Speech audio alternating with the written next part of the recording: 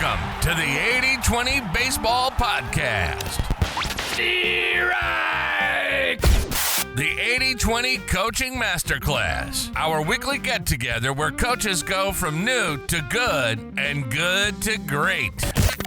Mastering the fundamentals and the art of coaching.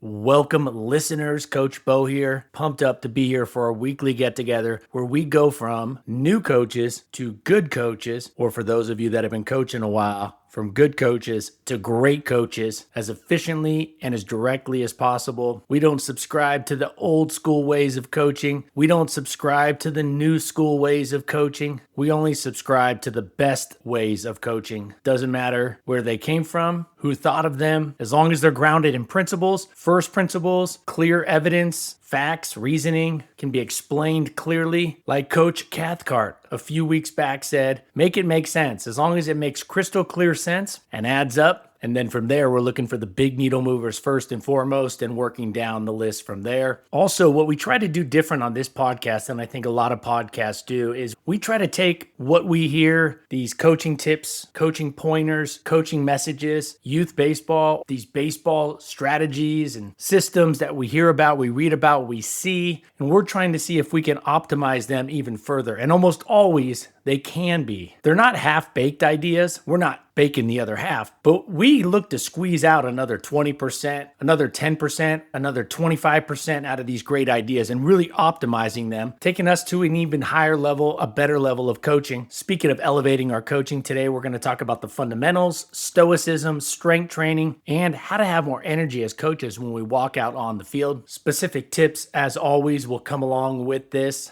I'm scheduled to record an interview with a speed-specific coach, a coach who specializes in getting players faster. That's scheduled to be recorded this afternoon. It should be ready to launch next week. We've never had a speed coach on the podcast, and I'm pumped up because you can never have too much speed. Real quick, before we jump into today's topics, last week I talked about learning from smaller players. That was one of the topics I brought up.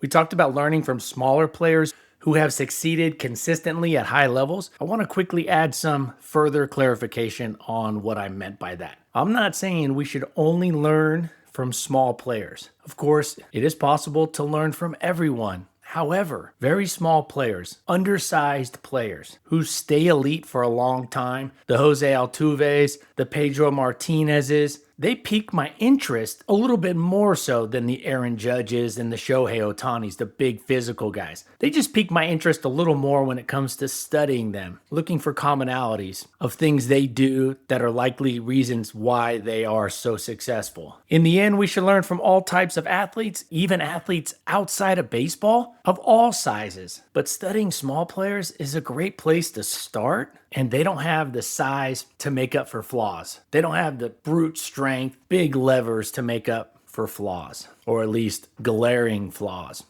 All right, let's jump into this week's episode. Coaches, we often tell our players from time to time, I'm sure some of you have got this sense that when we go to teach the basics, the fundamentals, or maybe in our mind we think, our players are going to find the basics, the fundamentals boring. We got to spice everything up. We got to cover these cool, unique things that happen in baseball, actions that happen. They're kind of novel. We need to focus on the chandelier and the 80-inch big screen. But this is a myth.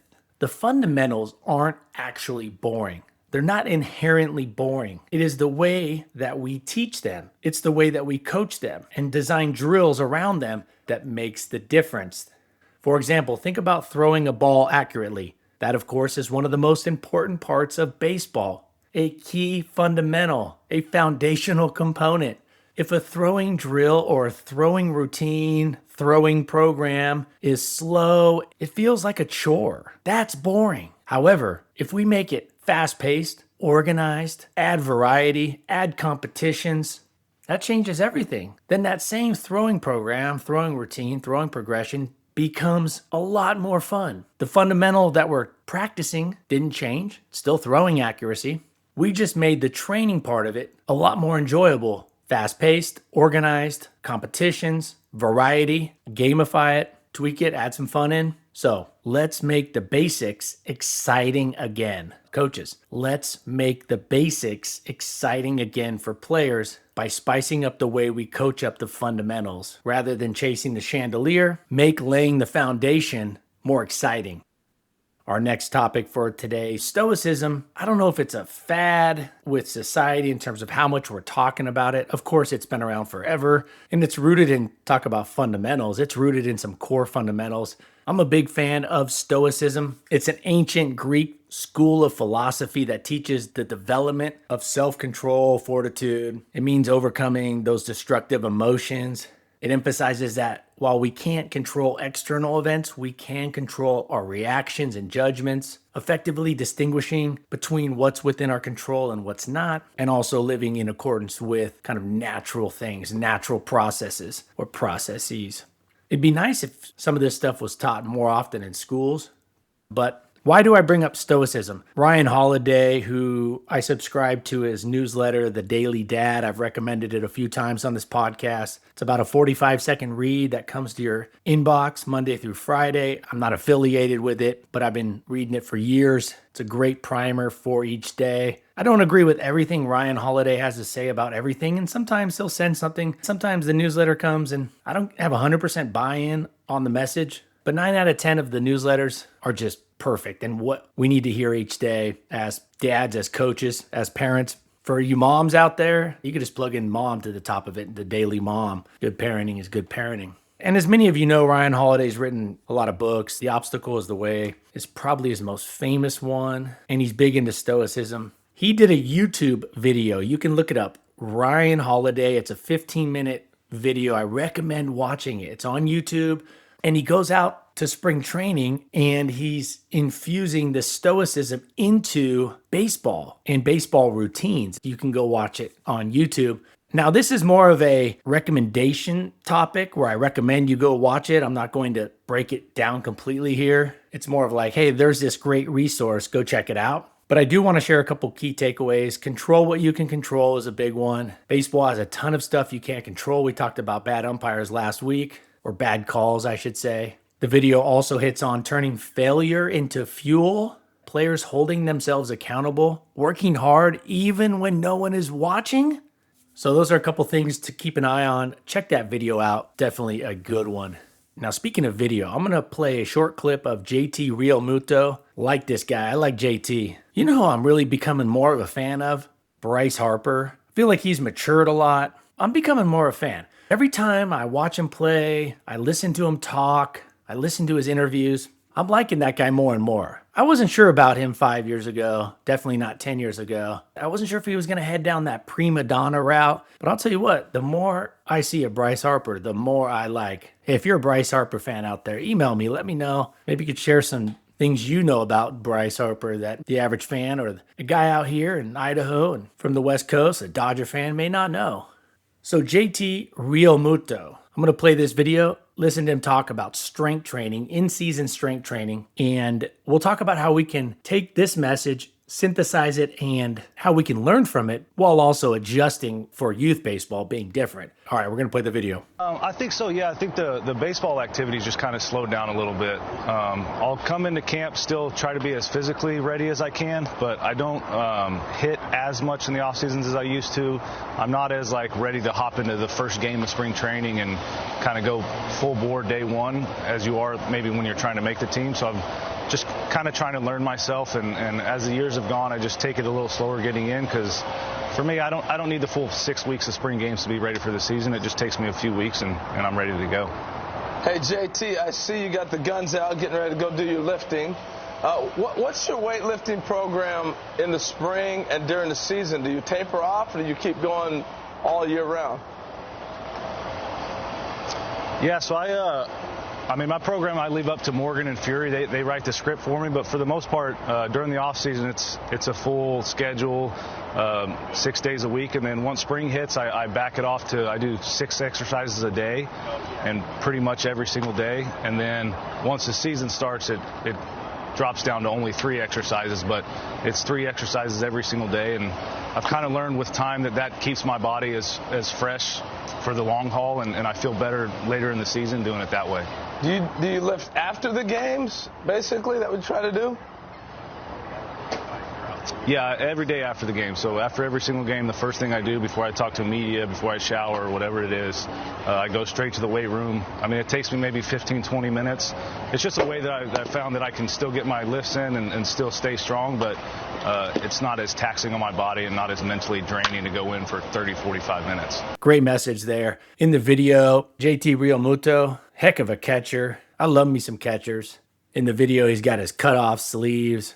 Arms are looking pretty strong going into the season. A couple key takeaways I got from that. In-season training is essential, not optional. Keep sessions short in season and build habits when players are young so it becomes automatic. He talks about working out after games. When I was in the minor leagues, when I worked out after games, it was the game changer. Now, youth baseball, that's hard to do, but a good time to do some strength training is at the end of practice. Tie it on to the end of practice. The 80-20 baseball strength routine, it can be done on the field. It's 15 to 20 minutes. You get it with the coaching plan. You get a video tutorial. You'll see an 11-year-old team go through it. You'll see me do all the exercises also. You'll see me break it down. You get the PDF you can take out to the field. That's part of the coaching plan. It can be done as quickly as 15 minutes. You could do it once a week at the end of practice. And in the off season, it's something that players should be doing twice a week if they're committed, especially at that 12, 13, 14-year-old level and definitely older. If you're not doing 30 to 40 minutes of strength training a week in the off season, you're not really that committed unless you're doing another sport that takes all your time and gets you into shape that way. I'm just saying, if your off season's pretty light, you got to do some strength work and speed work, which we'll talk about with a speed coach next week. I'm a big fan of short sessions.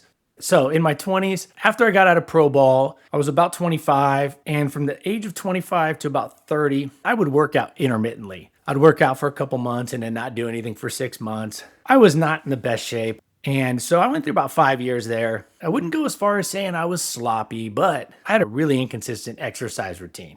At best, I worked out for 6 months straight and then quit for a year. But since about the age of 30, and now I'm 45, for 15 years, I haven't missed a workout. And the reason I haven't missed a workout in 15 years is because I don't work out every day, one, and I don't do big, long workouts.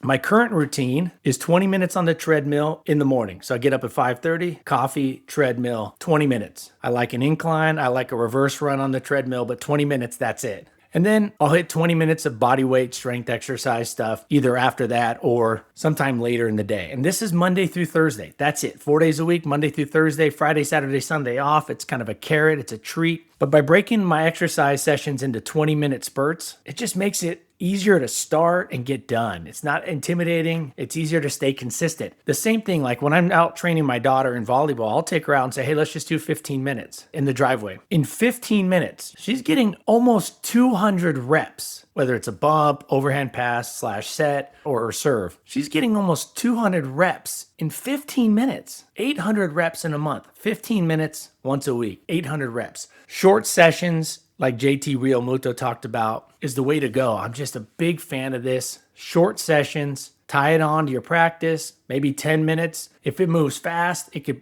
also act as a cardio conditioning. The problem is we make it this extravagant routine. We got to go to the gym. We got to take our team into this and do that. It's got to be an hour. No, efficient, quick, hit the big needle movers, have enough variety so it's well-rounded, and less ends up being way more because we stick with it. Our players stick with that routine. You could do the same thing with like getting swings in the off season.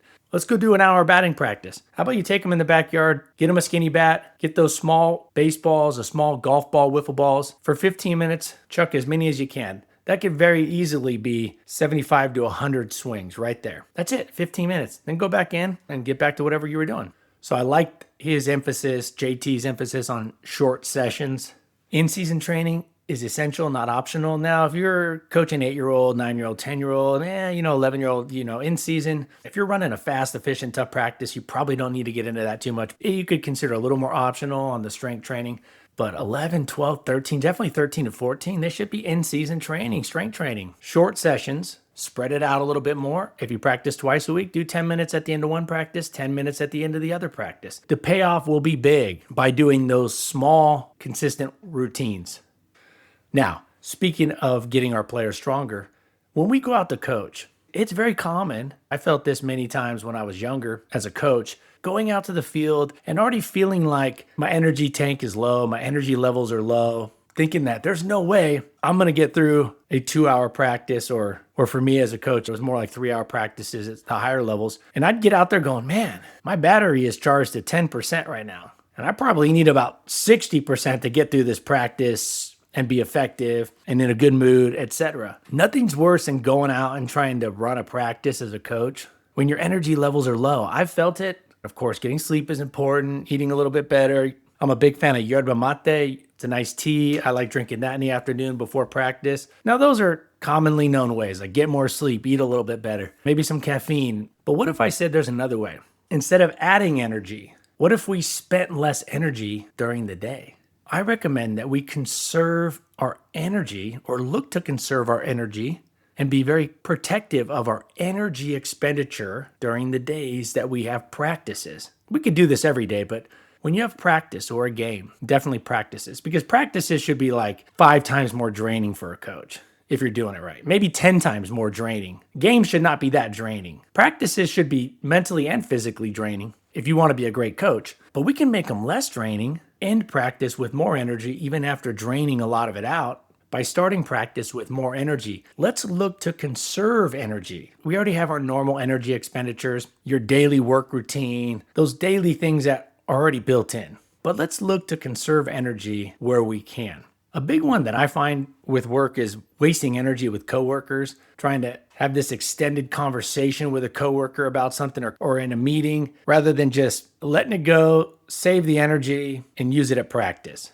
And another one that ties in with what we were talking about just a second ago, don't do these extended workouts, or don't exercise on days you have practice. Use practice as your exercise, creating a great training environment with a lot of high quality reps. So don't go do a big workout before you go to practice.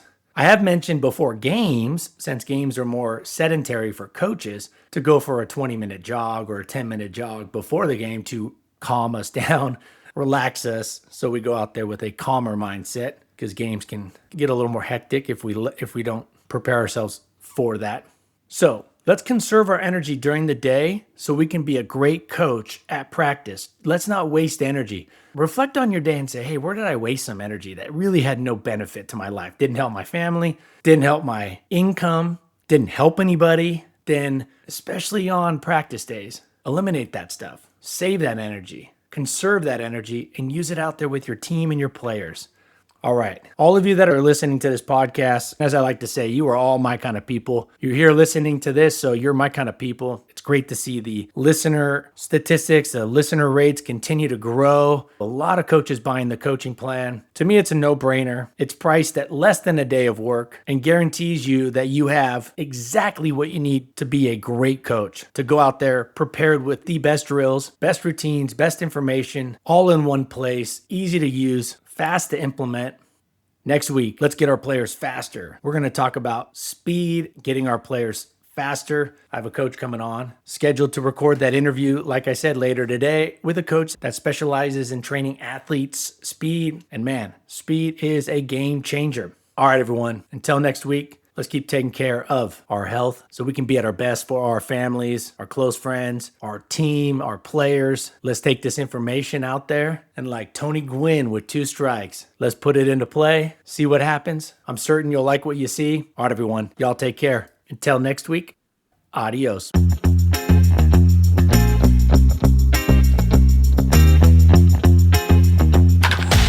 This has been the 80-20 Baseball Podcast, the 80-20 Baseball Masterclass. We got this. Now, let's take the field.